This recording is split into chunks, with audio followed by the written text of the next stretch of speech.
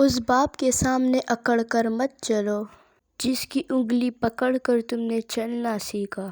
اللہ تعالیٰ کی رحمت کی پہلی نشانی یہ ہے کہ انسان کو اپنے عیب نظر آنے شروع ہو جاتے ہیں۔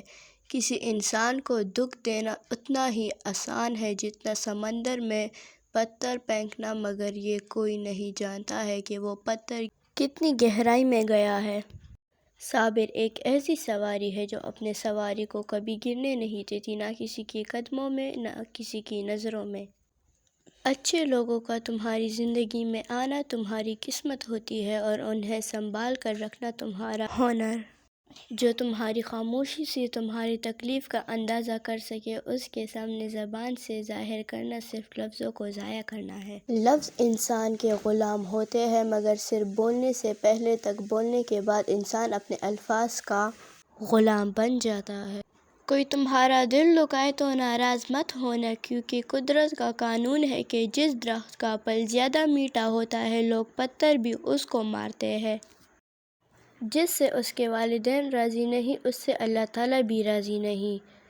توبہ کا خیال خوشبختی کی علامت ہے، کیونکہ جو اپنے گناہ کو گناہ نہ سمجھے وہ بدقسمت ہے۔ نہ سوچو کہ اللہ تعالیٰ تمہاری دعا قبول نہیں کرتا، یہ شکر کرو کہ تمہارے گناہوں کی سزا فوراً نہیں دیتا۔ تم جنت نہ مانگو، بلکہ تم دنیا میں ایسے کام کرو کہ جنت تم کو مانگے۔ جو اللہ کے دیے گئے رزق کو کافی سمجھے، وہ زندگی میں کبھی کسی کے محتاج نہیں ہوتا۔ غموں کی راہ پر بڑے سکون سے چلو، کیونکہ یہ اللہ کے قریب کر دیتی ہے۔ اللہ تعالیٰ کے فیصلوں پہ یقین رکھو، زندگی آسان ہو جائے گی۔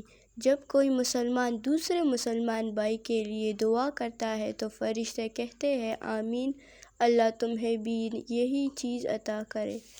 دنیا میں سب سے تیز رفتار چیز دعا ہے، جو دل سے زبان تک پہنچنے سے پہلے اللہ تعالیٰ کے پاس پہنچ جاتی ہے۔ جو شخص پابندی سے استغفار کرتا ہے، اللہ تعالیٰ اس کے لیے تنگی سے نکلنے کا راستہ بنا دیتا ہے۔